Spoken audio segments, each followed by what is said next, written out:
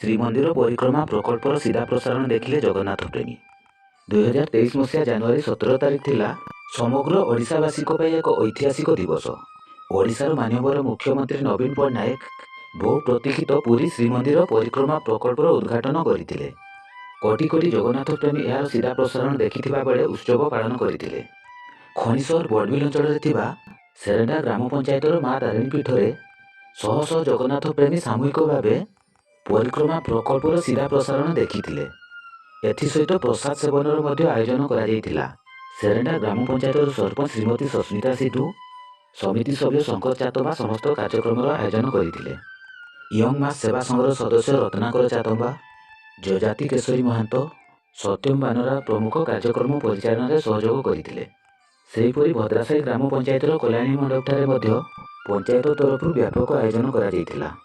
ନଗର କୀର୍ତ୍ତନ ଓ ଯଜ୍ଞ ସହ ପ୍ରସାଦ ସେବନର ମଧ୍ୟ ଆୟୋଜନ କରାଯାଇଥିଲା। ଭଦ୍ରାସାହି ଗ୍ରାମ ପଞ୍ଚାୟତର ସରପଞ୍ଚ ପ୍ରମିଳା ନାୟକ ଓ ସମିତି ସଭ୍ୟ ଯଶବନ୍ତ ପାତ୍ରଙ୍କ ଦ୍ୱାରା କାର୍ଯ୍ୟକ୍ରମର ଆୟୋଜନ କରାଯାଇଥିଲା। ଭଦ୍ରାସାହି ମଣ୍ଡଳ ବିଜେଡି ସଭାପତି ପୁରୁଷୋତ୍ତମ ବାରିକ କାର୍ଯ୍ୟପନ୍ଥା ନିର୍ଦ୍ଧାରଣ କରିଥିଲେ।